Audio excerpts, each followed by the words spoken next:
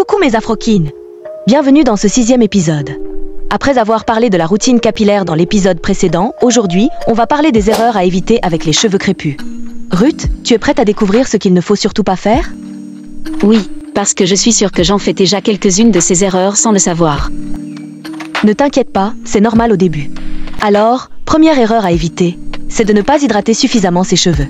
Les cheveux crépus ont besoin d'eau pour rester souples et en bonne santé. Ah oui, ça, je crois que je le fais déjà. Tu m'as clairement expliqué le processus d'hydratation. Mais comment je sais si mes cheveux sont bien hydratés? Si tes cheveux sont souples, brillants et faciles à coiffer, c'est bon signe. S'ils sont secs, cassants et difficiles à démêler, c'est qu'ils ont soif. Et là, ils ont besoin d'hydratation. Tu dois hydrater tes cheveux tous les 3 jours. D'accord, je vais faire plus attention. Et la deuxième erreur? La deuxième erreur que plusieurs commettent dans l'entretien de leurs cheveux crépus, c'est d'utiliser des produits inadaptés, c'est-à-dire des produits qui ne soient pas formulés pour les cheveux afro. Ou alors des produits qui ne sont pas conseillés selon leur porosité. Par exemple, les shampoings avec sulfate assèchent les cheveux et les produits trop lourds peuvent les étouffer, surtout si vous avez une faible porosité. Généralement, tout le produit fait à base de sulfate, parabens, alcool sont à proscrire dans l'entretien des cheveux crépus. Comment je sais quel produit choisir? Généralement, dès que je vois un produit qui a l'image d'une femme avec des cheveux lâchés, j'achète. Lis les étiquettes et privilégie les produits naturels. Et n'oublie pas, moins, c'est souvent plus. C'est noté. Et la troisième erreur? C'est de manipuler ses cheveux trop souvent. Les coiffer, les toucher, les brosser sans arrêt, ça les fragilise. Il faut être douce et limiter les manipulations.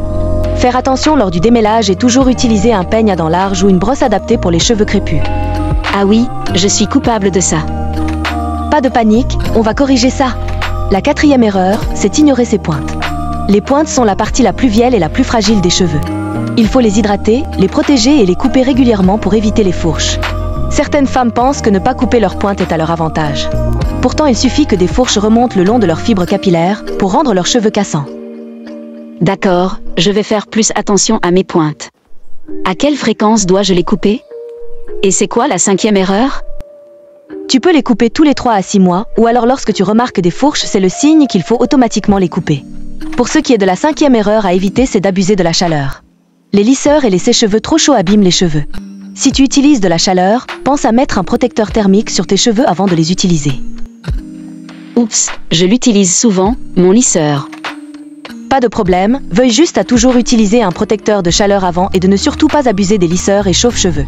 Et enfin, la 6e erreur que la plupart des femmes commettent, c'est de ne pas protéger leurs cheveux la nuit. Dormir sans bonnet ou thé en satin, c'est la garantie d'avoir des cheveux secs, emmêlés le matin et remplis de frisottis. D'accord, je vais m'acheter un bonnet en satin. Je vais m'en souvenir. Super! Alors, pour résumer, hydrate bien tes cheveux, utilise les bons produits, sois douce, prends soin de tes pointes, limite la chaleur et protège tes cheveux la nuit. Merci, Alvin. Je me sens déjà plus prête à prendre soin de mes cheveux. Avec plaisir! Et dans le prochain épisode, on va parler des coiffures protectrices. Spoiler alerte, c'est parfait pour protéger tes cheveux tout en restant stylé. J'ai hâte.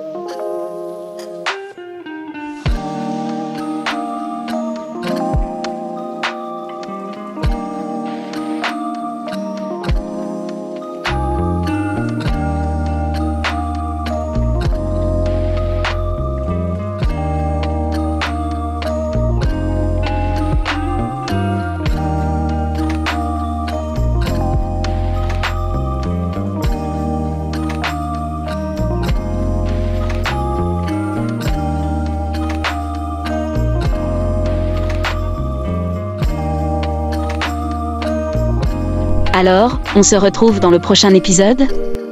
Oui! N'oubliez pas de vous abonner et de liker, commenter et partager la vidéo. À très vite!